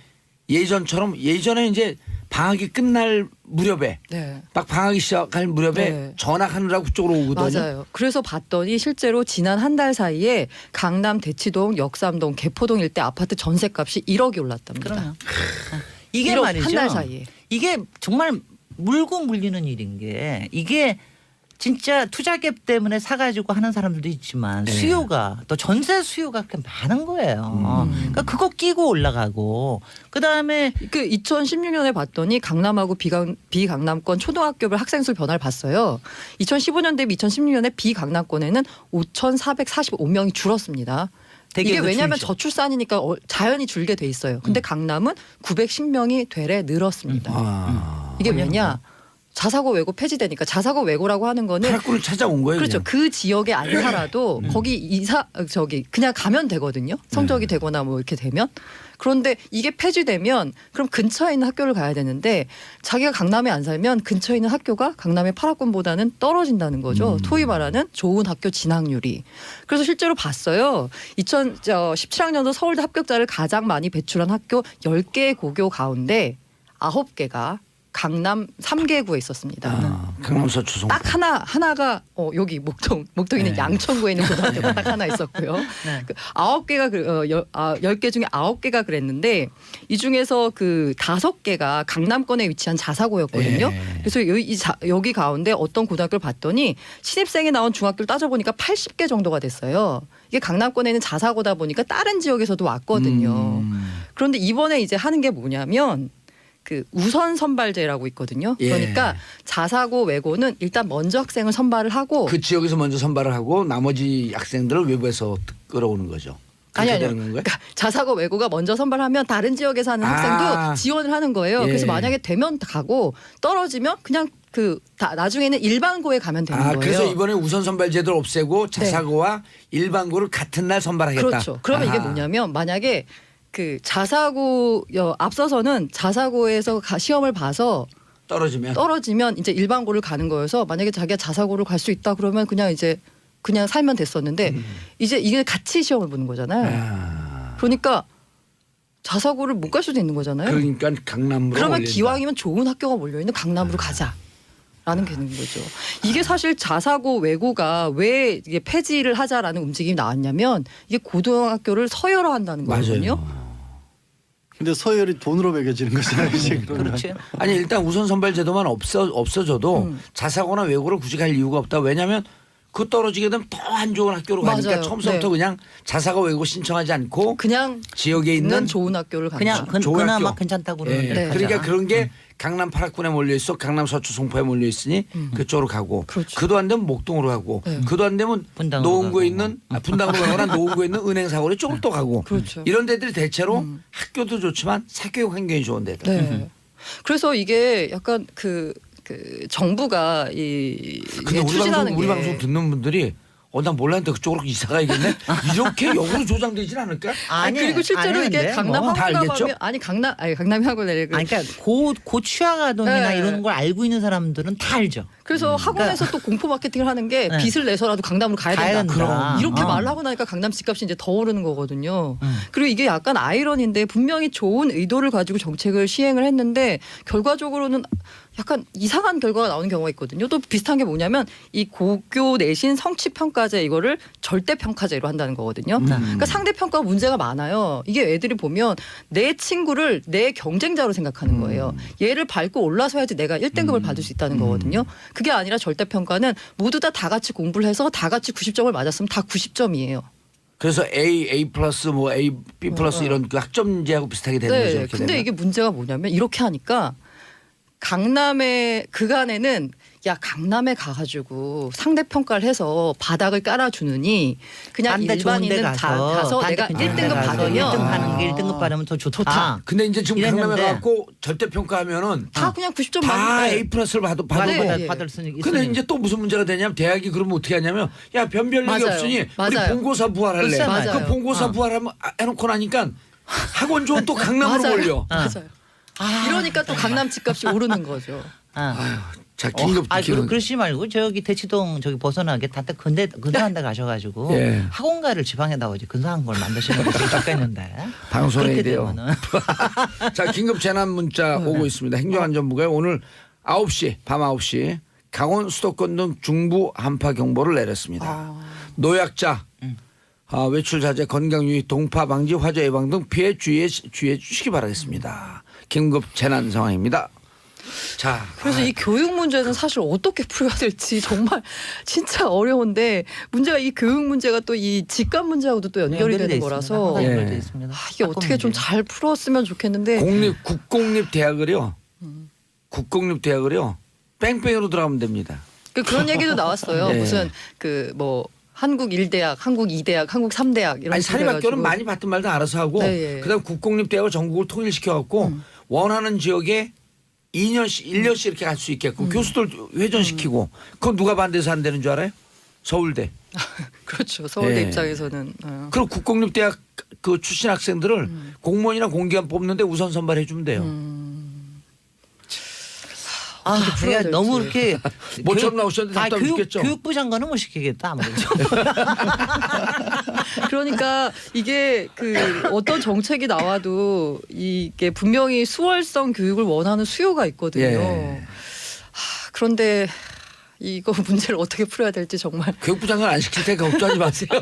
저도 애가 지금 커가고 있는데 저도 그냥 걱정을 안 하고 있는데 예. 저도 강남에 살고 싶다는 생각을 해본 적이 없거든요. 사실 네. 거기 교통도 어디 막히고 사세요, 그러니까. 지금 현재 집 가까운 마포에 살고 있습니다. 회사 어. 가까운. 그런데 저 친구 중에 이제 중학교로 올라가는 친구가 있는데 마포에 사는 친구가 강남으로 이사를 심각하게 고민하더라고요. 근데 돈이 없으니까 강남은 못 가고 잠실 쪽 고민을 하고. 2470님 지방에서는 조금만 잘하면 서울로 가겠네 이러고 말하는데 대학을 지방으로 분산시켜 주세요. 아, 공기업 지방으로 다 보냈잖아요. 이것도 방법 중에 하나예요. 자, 최석현님 대치동 삽니다. 함 열심히 교통 대란입니다. 아이들 데리러 온 부모들 학부모 덕분에 주정차 단속위원분들이 교통 정리하느라 정신없습니다. 2000년이라 20년 전에 제가 이 원흉이었습니다. 죄송합니다. 20년 지난 다음 지금 사과드리겠습니다. 아 진짜 답이 없어요. 김경용 강남 학원이 잘 가르친다는 선입관 버려야 하는데 대치동에서 가르치던 선생님 지방 가면 실력은 똑같은데 점점점 이게 아까 말씀드렸잖아요. 강남의 학원 공포 마케팅과 네. 부동산 업자들과 연결되어 있어요. 아 연결돼 있습니다. 뭐 언론도 연결돼 있고, 예, 언론도 광고도 연결되어 연결돼 있고, 광고 연결되어 있고 예를 들어 그 보수 언론지에서 네. 계속 부동산 정책 갖고 부동산 키워서 경제 활성화돼야 된다. 왜냐하면 지금 광고의 대부분이 부동산과 부동산과 건설사 큰 쪽에서 오니까 구찌는 다 건설사에서 오기 그럼요. 때문에 그렇기 구찌는 때문에 일본 그런 거예요. 말인데요. 아 그런가요? 큰 덩어리. 큰 덩어리는 그쪽에서 오기 때문에 아 이거 근데 하여튼 악순환을 좀 깨고 조금이라도 선순환 쪽으로 가게 하는 거를 노력을 해야죠. 그리고 그나마 그렇게 선선을 갈 수 있었던 것은 뭐냐면 보세요.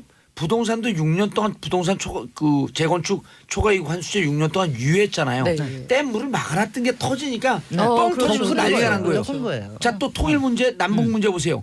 9년을 막아놨어.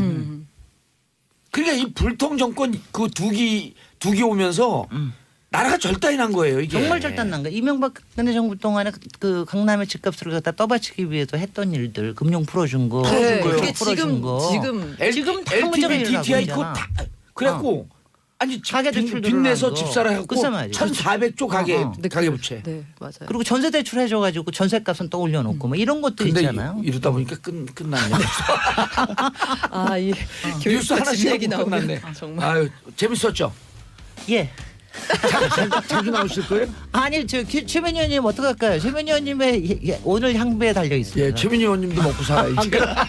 자, 세 분 인사하시고요. 네, 자, 고맙습니다. 예. 안녕. 예 감사합니다. 광고 듣고 저는 4부 여의도 미신탑바로 돌아옵니다. 채널 고정하소서. 정봉준 정치쇼 4부 순서 시작하겠습니다. 뉴스의 이면을 파헤치는 여의도 미신타파 심리분석의 달인 정신과 전문의 최명기 원장님. 네, 최명기입니다. 반갑습니다. 문화비평, 시대비평, 뭐든지 비평 경희대 이태경 교수님. 네 반갑습니다. 기분 나빠서 이렇게 무성의하게 소개하는 아니, 거예요. 오늘 보니까 최민기 원장님 이름이 정말 좋네요. 명기. 이제 알았어? 이제 알았어. 명기 무슨 명기죠? 방송 심력 걸리고 싶어 이 양반이 지금 무슨 얘기를 하고 아니 있어. 정말 깜짝 놀랐네. 나 지금 모르고 있었어. 네, 제가 관용으로 받아들일게요. 넓은 마음으로. 아 TV 옛날 프로 있었잖아. 진기명기. 네, 진기명기. 그것도 제가 넓은 마음으로 받아들이겠습니다. 동생분 성함이 진기세요? 그것도 제가 넓은 마음으로 야. 전부 용서. 우리 시대에 가장 이 교수님. 필요한 그 관용과 이 용서로. 교수님 진기명령 진기가 형이죠. 어떻게 아니, 동생을 동생이야. 앞에 할 때도 있죠. 그래요? 네. 아 그 영어에서는 네, 제 남동생 이름이 앞으로 오니까. 제 남동생 이름이 택민인데 택민 태권 그렇게 이야기할 수 있죠. 그 무슨 관계가? 뭐 아무 죄송합니다. 자 속보 떴습니다. 조윤선 블랙리스트 1심에서 집행유예로 나왔었는데요. 2심 징역 2년 180일 만에 법정 구속됐습니다. 기존에 한 6개월쯤 살았으므로 앞으로 한 1년 6개월 정도 남았는데요. 두 번째 징역은 지옥문을 들어가는 것보다 고통스럽다. 세 맞아요. 번째서부터 이제 인이박이 갖고 설설 들어가는데요. 그리고 겨울 추워요. 제가 듣기로는 예. 또 이 조현순 전 장관이 감옥 생활에 적응을 못한 걸로. 적응 못하죠. 유명하죠. 그래갖고 잠 못 자고 네. 새벽에 잠 못 자면서 계속 10분 단위 5분 단위로 시간을 물어봤다라고 하는 네. 기사까지 나왔잖아요. 안타깝네요. 이건 이제 뭐 죄는 밉지만 또 사람 생각하고 그러게 되면 원래는 그런 짓을 안 했어야 되죠. 그런 서울구치소로 갈 가능성이 높죠. 서울구치소 소장님 조윤선 전 장관 같은 경우는요. 혼것방에 놓주세요. 독방 못 삽니다. 이런 사람들은. 그렇지. 예. 그럴 수 있을 것 혼것방에 같아요. 놓주면 좀 살아요. 네. 혼것방 중에서도 이제 그 이른바 범털들이 들어온 경제방에 그렇죠, 놓으면 그렇죠. 살 수 네. 있어요. 그래서 그런 건 지경 적응 못하면 우리처럼 독한 사람들 그냥 사는데 독방 이런 분들은 좀 배려해서 왜냐하면 박모 전에 원내대표였던 분이 제가 면회를 갔더니 네. 독방을 못 살아갖고 6개월 만에 홍고방으로 옮겨달라고 해서 홍고방 살면서 좀 잘 적응했다 이런 얘기를 하더라고요. 독방이냐 홍고방이냐 하는 것은 대체로 교도소장 재량이기 때문에. 네. 자 이태광 교수님 깨알 같은. 징역은 어디서 사셨어요? 깨알 같은 조언이네요. 예, 조언이죠. 왜냐하면 사람을 살려줘야 되니까. 저는 징역 안 살았습니다. 며칠 살았다면서요? 그건 뭐 구치소죠. 그래요? 근데 왜 저한테 징역 갔다 온 민주투사인 것처럼 폼을 잡으세요? 저는 그런 적이 없습니다. 아니 여기 민주투사도 아니죠. 어깨에 딱 저런 얘기할 때 어깨에 짐이 딱 있는 것 같아. 근데 저는 386 세대 1987 영화 때문에 막 전부 다 나오셔가지고 이렇게 막 광파는데. 정은하시고 그러시는데 네. 슬펐어요. 왜냐하면 제 친구들이 사실 좀 불의의 몇 학번이죠? 그걸로 많이 죽었으니까 86학번인데 군대에서 의문사로 많이 죽었죠. 특히 의문사도 많고요. 또 뭐 스스로 목숨을 끊기도 하고 많이 있어가지고 사실 좀 저는 그 추억은 굉장히 마음이 아파요. 그래서 사실 제가 뭐 민주투사님 이 말은 좀 부끄럽습니다. 우리 지금 그 박종철 열사, 이한열 열사가 다시 조명됐지만 제가 늘 가슴 아프게 생각하는 게 86년인가요? 86년에 8호학번 서울대 이재호 김세진 네. 징집 반대, 네네. 그다음 그 군사훈련 반대하면서 그 분신해서 스스로 목숨을 끊은 그렇죠. 대학교 2학년 때. 야. 좀 안타깝지만 그분들 얘기도 영화로 좀 나왔으면 좋겠어요. 네네. 사실은 그분들 영화가 나와야 되는 거죠. 예. 그게 사실 이제 80년대를 서울대는 추모비가 보여주는 건데. 그 아크로폴리스 광장에 추모비가 있는 거로 저는 알고 있는데 뭐 확인은 안 해봤지만 그렇게 우리 기억에 사라지면서 민주주의를 위해서 목숨을 바친 분들이 너무도 많거든요. 그 지금 살아있는 분들이 저도 1987 갖고 광을 좀 팔았는데 광 팔지 말아야겠네. 이태광 교수님. 과거의 회상은 예. 뭐 좋습니다. 그러니까 우리가 또 민주주의의 그런 거를 살펴보는 것도 좋은데 너무 또 과거의 이야기를 또 가지고 오셔가지고 이야기하시면 또 현재는 또 달라졌잖아요. 네. 특히 2030들 같은 경우는 많이 다르죠. 음. 그래서 오늘 본론으로 들어가면 결국 좀 달라진 온도. 아하. 이것이 대표적으로 저는 북한에 대한 태도들도 지금 특히 통일에 대한 태도들도 많이 달라졌다. 현송월로 들여다보는 북한의 지도층이다. 그래서 이거 현송월 저- 씨가 지금 왔잖아요. 예, 이거 저희 관심 많아요. 그 현송월 씨를 보면서 저도 깜짝 놀랐어요. 제가 생각하지 못해. 저도 이제 북한에 대해 좀 많이 공부를 해가지고 많이 안다고 생각을 했는데 상당히 좀 다른 이미지의 북한이 왔더라고요. 현송월 씨를 통해서. 그래서 뭐 모란번 악당을 만들고 저기 뭐 김정은 새로 이제 지도 체제를 구축하고 이러면서 북한이 변화했다는 이야기는 제가 많이 들었는데 예를 들어 제 친구들 같은 경우 평양 갔다 온 친구들이 많이 있습니다. 예. 미국 친구들, 외국 친구들은 갈 수 있어요. 그리고 갔다 와가지고 사진을 찍어서 저한테 보여주고 그랬었는데 걔네들이 제가 북한에 못 간다는 사실을 알고는 깜짝 놀라더라고요. 한국 사람들은 못 가는 거죠 북한에 사실은. 그래서 이제 그 굉장히 많이 바뀌었다라고 저한테 이야기를 해주고 그 막 새로 올라간 신시가지 우리처럼 자기들은 이제 강남 평양의 강남이죠. 그런 걸 건설한 모습을 찍어서 보냈는데 상당히 그 디자인이나 이런 것들이 굉장히 이국적이고 굉장히 놀라웠어요. 그러니까 제가 보면서. 근데 현송월 씨가 내려와서 하는 행동들 이런 걸 보면서 상당히 저 자신감은 어디서 나오는 걸까라는 생각이 좀 드는 거예요. 그러니까 북한이 가지고 있는 어떤 자신감, 물론 뭐 그 안에는 불안감도 있겠지만 상당히 이제 그런 부분들을 현송월 씨가 뭐 기획을 했든 안 했든 간에 보여줬다는 생각이 들고 뭐 올 때 보시면은 막 지금 뭐 들고 온 백이 얼마나 뭐 이렇게 여러 가지 지금 보도들이 나왔는데 사실 좀 놀라운 거는 현송월 씨가 지금 나이가 얼마인지에 대해서도 지금 정확한 보도가 없어요. 그러니까 많은 것들이 보도가 됐지만 정확하게 말하면 이 현송월 씨가 누구고 또 어떤 뭐 출신 배경을 가지고 있고 또 어떤 그 자격으로 여기 와가지고 이런 것들을 둘러보고 있는 이런 거에 대해 다 추측만 있고 정확하게 누군지를 지금 알 수가 없거든요, 우리들이. 그런데 와서 이제 하는 행동이나 이런 것들을 보면 굉장히 자신만만하고 어떤 그 북한 파워 엘리트의 어떤 멘탈리티를 보여주는 이제 그런 것들이 많이 보였죠. 그래서 상당히 저는 좀 흥미로워서 특히 그 걸어오는 모습이라든가 예. 굉장히 당당하게 걸어왔다든가 저는 놀라운 게 뭐냐면 한번 생각해 보십시오. 한국에 현송월 씨 정도 나이대에 있는 사회 지도층이 과연 있는가도 저는 사실 물음이고요. 현수는 나이가 몇이? 알 수가 없어요. 지금 30대라는 설부터 40대까지 있습니다. 30대 중반부터 40대 중반까지 설이 있는데 나이도 정확하게 뭔지 모르고 있죠. 그리고 뭐 30대일 가능성이 높지 않아요? 저도 30대로 들었어요. 그런데 지금 갑자기 지금 72년생이라는 말이 나와가지고 72년생으로 지금 다시 또 정정이 되고 있던데 와서 했던 발언들도 되게 웃깁니다. 72년생 치고는 많이 어려 보이는데요. 그럼? 저도 한 30대 중후반이 아닌가 싶어요. 그리고 일단 모란봉 악단이 생긴 지가 얼마 안 됐고 그게 단장이거든요. 예. 모란봉 악단이 뭐냐면 10인조. 정확하게 말하면 이제 북한의 걸그룹이에요. 북한의 걸그룹이고 뭐 그중에 뭐 보천보 전자악단 이런 게 있었지만 그거보다 훨씬 더 어린 나이대에서 지금으로 치면 팝송 같은 것도 막 연주하고 그리고 우리가 생각할 땐 깜짝 놀랄 정도로 이렇게 파격적인 의상으로 예. 무대 그 춤도 추고 그렇게 하는 사람들이거든요. 그래서 굉장히 조금 서구 문화와 또 어떤 적경지대가 굉장히 있고 예. 국제화가 되어 있는 그런 그 악단이죠. 예. 다른 악단하고 다르게. 그래서 어떤 많은 그 북한 전문가들의 이야기로는 모란봉 악단이나 이런 것들이 사실 좀 북한의 변화를 보여준다라고 네. 과거에 이제 진단을 많이 했었죠. 저는 이 교수님 얘기에 많이 공감이 가는 게 특히 북한 관련된 정보에 있어서는 보고 싶은 것만 보도하고 싶은 그렇죠. 것만 보도하고 싶은 우리 보수 언론들의 태도에 먼저 문제가 있고 객관적으로 봐야 되거든요. 2016년에 제가 월스트리트저널 당시 이제 봤더니 북한 과학자 거리 이른바 그게 강남이거든요. 그렇죠. 북한을 치면 평양에 과학자 거리에 가서 커피를 마시고 있는데 커피가 4,000원, 5,000원이란 얘기예요. 굉장히 비싸네요. 그렇죠. 그리고 스테이크가 5만 원에서 7만 네. 원이다.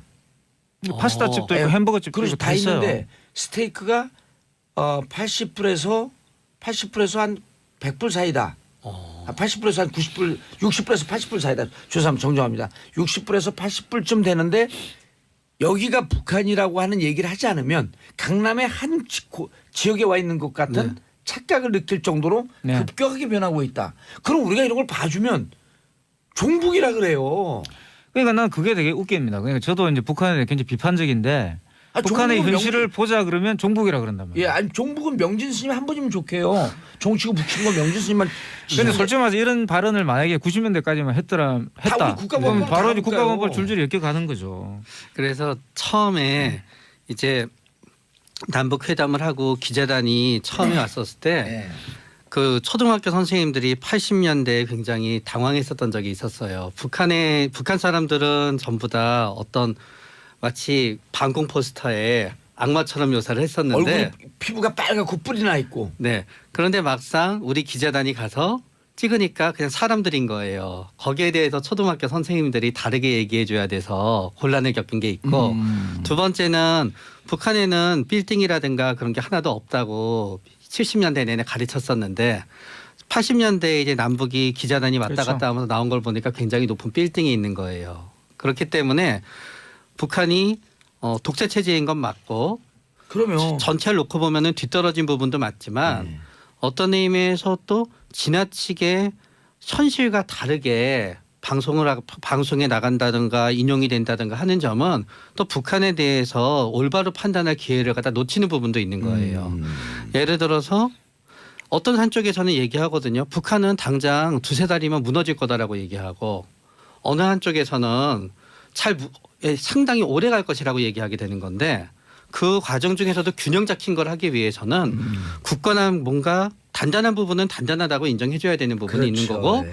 굉장히 거기에 대해서 뭔가 약한 부분은 약한 부분을 갖다 동시에 밸런스를 맞춰야 되는 건데 인간의 생각이 그렇게 균형 잡힌 생각을 하도록 굉장히 어렵게 되어 있고 그거를 또 정치권에도 이용하다가 보니까 그렇죠. 국민들은 한쪽으로 쫙 쏠렸다가 맞아요. 한쪽으로 쫙 쏠렸다가 하게 되면서 오히려 판단력을 갖다 그러니까 언론의 역할이 이런 걸 해줘야 되는데 이태강 교수님 영국에서 유학을 했으니 네.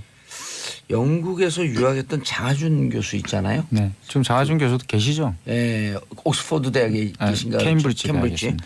뭐 사다리 걷어차기 네. 그 뭐 이런 등등의 이제 책을 쓴 분인데 이분이 80년대 영국으로 유학을 갔는데 자료를 보니까 코리아 그러고 인덱스가 인용된 게 이렇게 많더래요. 근데 그 인덱스 인용된 통계를 봤더니 우리나라 경제가 이렇게 좋았었나?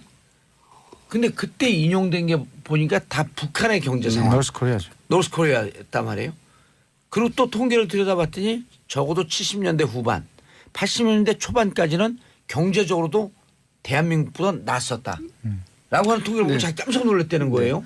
그래서 보통 방금 얘기하신 1980년을 갖다 어떤 경제가 다시 비약하게 경제의 차이가 나게 되는 분기점으로 보게 돼요. 아, 남북이? 네, 사실은 북한과도 그렇지만 우리는 옛날에 체코나 폴란드나 아니면 헝가리가 우리보다 못 사는 나라인 줄 알면서 살았었어요. 70년대 내내. 70년대는 좋았죠. 60, 그러니까 70년대까지. 그 나라가 잘 살았는데 네. 우리가 학교에서 배울 때는 헝가리나 체코가 우리보다 못 산다고 생각하면서 배웠었어요. 오히려.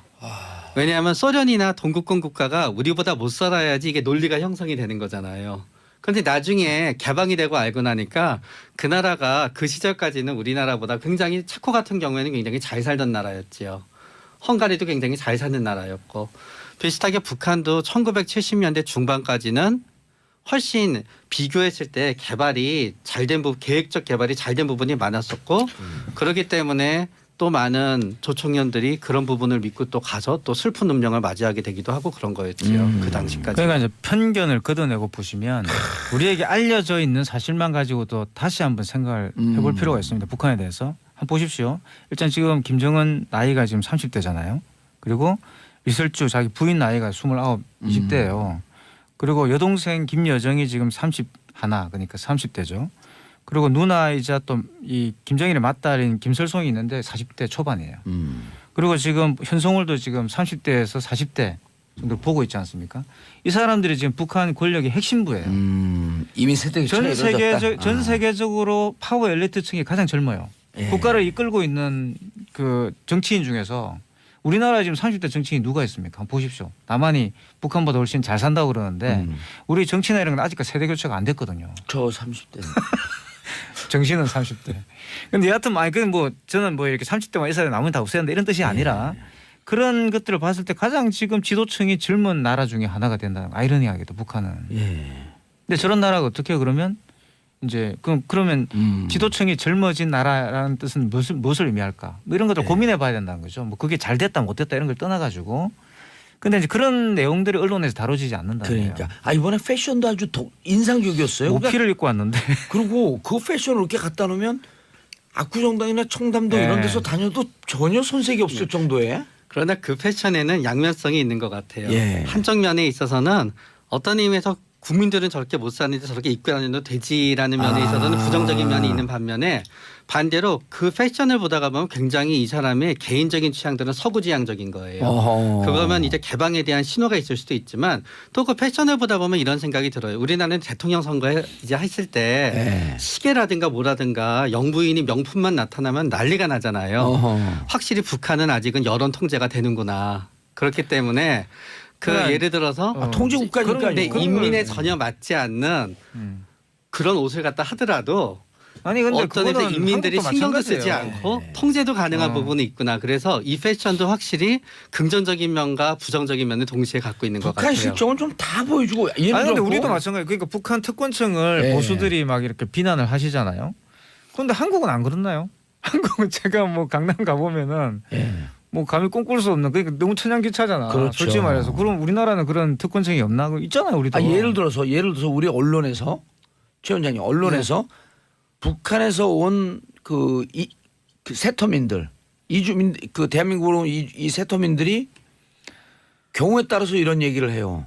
야 이거 잘 사는 나라인 줄 알고 왔더니 그렇죠. 잘 사는 사람들은 소수고 못 사는 사람들은 너무 못 살고 양극화가 너무 심한 사회에서 북한보다 살기 힘들다 이런 얘기를 하는 사람들이 있거든요. 진짜 만나면 이런 거 보도하면 종북이죠. 큰일 나는 줄 알아.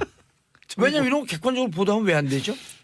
이제 세터민은 진짜 되게 마음이 아픈 게 그럼 어렵게 살잖아요. 다들 내려와서. 네. 사터민 분들은 이제 북한에서 오신 분들이란 걸 더해서 이민자의 서러움이 있어요. 이민자의. 그런데 우리가 예를 들어서 미국에 우리 한국 사람이 이민을 가서 우리 이민 1세대가 이렇게 힘들고 저렇게 힘들고에 대한 내용에 대해서는 굉장히 우리가 동정심을 가지는데 차터민들이 이민자로 와서 우리나라에서 적응하기 힘든 부분에 대해서는 의외로 동정심이 별로 없어요. 왜냐하면은 이거는 이민이 아닌 같은 민족의 국가니까 여기 옴으로 인해서 이사 온 건데 그냥. 이사 온 거고 무조건 어떤 이념을 버리고 이쪽에 적응하기 위한 마음을 가져야만 되는 거지 적응이 어려움을 호소하는 순간 그게 불평불만으로 하면서 그러려고 하면은 왜 내려왔지라는 부당한 비난을 그분들이 받게 되는 게 있어요. 이태강 교수님 질문 네. 있어요. 네, 북한의 노동신문 보면 정확하게 그지 없잖아요. 그렇죠. 그걸 지금 우리 여기서 이미 체제 경쟁에서 우리가 완전히 이겼다고 나는 평가하고 있는데. 우리는 이제 민주주의라는 것을 가지고 있죠. 예. 그러니까 거기서 북한에서 도저히 넘을 수 없는 체제적으로 이미 결판이 났는데 그렇죠. 다만 거기서 이제 핵무기 이런 것 때문에 아주 골치 아프게 군사적으로 그런 그 비대칭 전력을 갖고 있다라고 하는 차이 말고는 우리나라 사람들 5천만 국민들에게 이제 북에서 가서 살래 남에서 살래 그러면 다 남에서 산다는 거 아니에요. 네. 심지어는 고종간첩들도 임무가 끝난 다음에 북으로 가라면 안 가고 도망간다는 거 아니에요. 그렇죠. 심지어는. 그런데 노동신문을 우리가 우선 보면 안 되나요? 저는 노동신문을 떠나가지고 그냥 조선중앙통신을 네. 채널 하나 만들어서 계속 보여주면 그게 바로 저는 북한에 대한 실상을 알 수 있는 좋은 기회라고 봅니다. 우리의 자신감의 아무도 표현 동의하지 아니에요? 않을 거예요. 아무도 동의하지 않을 거예요. 조선중앙통신을 보면 북한이 저런 나라면 가서 살고 싶지 않다는 생각이 들겠죠. 그걸 왜 우리가 보면 안 되죠? 근데 왜 오픈을 그러니까 안 그게 하죠? 참 이상한 겁니다. 이상하네, 제가 항상 진짜. 주장하는 게 그냥 채널 하나 해가지고 계속 그걸 보여주라는 거예요. 세계 채널이 다 있는데 우리나라에 네. 전 세계 채널이. 근데 이제 오픈 못하는 거의 첫 번째는 오픈함으로써 그게 국내에서 정치적인 문제가 되다가 보니까 만약에 어느 정권이든지 특히 진보 정권에서는 그거를 오픈한다는 게 상당한 부담으로 다가오는 거예요. 그게 하나의 상징으로 다가서게 되는 그렇지. 거니까. 그런 다음에 또 그거를 오픈한다는 거는 결국 그 안에 있는 내용에 대해서 전혀 우리 정권이라든가 통일부가 동조하지 않음에도 불구하고 오픈했다는 것 자체를 그 내용에 동조하는 거로 받아들여질 수 있기 때문에 어려운 거예요. 알겠습니다. 한송이님, 저 국민학교 때, 국민학교 때 보니까 연식이 이미 이제 40 중후반 넘어갔죠. 초등학교라고 그러지 않은 거 봤더니. 저 국민학교 때 북한 어린애들 타가수에서 집단 육아하는 비정한 정치 체제라고 배웠습니다. 그런데 우리가 지금 돌도 안 된 애들 어린이집에 보내고 있잖아요. 한송이님이 이름도 그렇고 약간 종북 같기도 한데. 자, 어제 한 보수단체에서는 현성원이 서울에 오자마자 인공기로 불태웠는데 이런 현상 어떻게 봐야 돼요? 저는 참 이게 이제 보수가 정말 과거 체제에 대한 향수를 가지고 네. 있는 거 아닌가 생각. 저는 제 같았으면 차라리 거기서 반모피 시위를 했을 것 같아요. 진짜 보수단체 머리가 좀 돌아갔으면 모피꽃 들고 왔잖아요. 그렇죠. 그러면 지금 동물보호단체에서 동물보호단체처럼 나오셔가지고 이제 이 다 벗고 다 벗고 모피 나체로 반모피 시위를 했으면은 동물을 살려주자. 훨씬 더 많이 이제 주의를 끌지 않았을까. 거기서 뭐 인공기를 태우고 이러고 있으니까 이거는 뭐 좋은 생각이 있어요. 그 보수단체에 이태강 교수가 참여하는 거야. 그러니까 보수가 되는 거야 그냥. 저는 보수하고 생리가 안 맞습니다. 보수할 그래요? 게 없어요. 보수할 게. 전 보수주의자인데 여기서 얘기하는 보수는 BOSS 보스주의자. 저는 그래 지킬 게 별로 용꼬리보단 없어가지고. 뱀대가리가 좋다. 가진 게 없어요. 저는. 좋은 자세예요. 최민기 원장님 우리 둘이 제대로 정신병원에 가야 돼. 상담을 좀 받아야 되겠는데 아닙니다. 고객으로 바라보시는 것 같아요. 상담 받을 애들이 왜 저기서 둘이 저러고 있나? 네, 저는 사실 공연 전에 이런 그 보수 단체이든 반응보다도 예. 제가 가장 관심을 두는 거는 공연 후에 반응이에요. 일단 그 공연의 내용과 성공적으로 될 수 있을까요?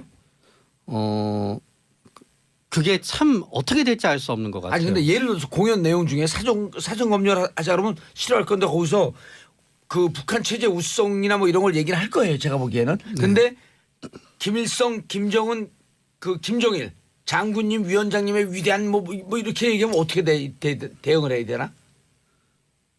공연 딱 중지시켜야 돼요? 저는 뭐 그런 그렇게 노골적으로 할 것 같지는 않고요. 아마 협의를 할 것이라고 생각하고 북한이 예를 들어서 저번에 북경 가가지고 이제 이 김정은이 제시한 그런 그대로 하지 않는다 이거 철수해 버렸잖아요. 그것도 현송으로 결정했잖아요. 예, 현송을 결정을 했는데 저는 그거하고는 사정이 좀 다르다고 봅니다. 지금 우리는 이제 같은 민족이라고 북한 사람들이 생각하기 때문에 현송월이 와서 이제 일방적으로 그냥 뭐 북경에 가서 우리가 초청받아가 공연한다 이런 게 아니기 때문에 그렇게 하진 않을 거라고 생각해요. 그래서 이 공연이 중요한 거예요. 북한이 어느 정도까지의 정치적 메시지를 내는지가 북한의 태도가 어느 정도까지 유연한지를 볼 수 있는 리트머스 시험지가 되는 거예요. 공연에서. 예, 알겠습니다. 그런데 벌써 끝났어요, 두 분. 예, 우리는 오늘 끝나는 대로 최명규 원장한테 정신 감정 좀 받고요. 가야 되겠습니다. 상담 좀 해주세요. 네. 예, 자, 감사합니다. 두 분 인사하시고요. 네, 감사합니다. 저는 내일 10시 5분에 돌아오겠습니다. 평화 분위기가 조성되고 있습니다. 평화를 사랑하는 대한민국 국민 여러분 감사합니다.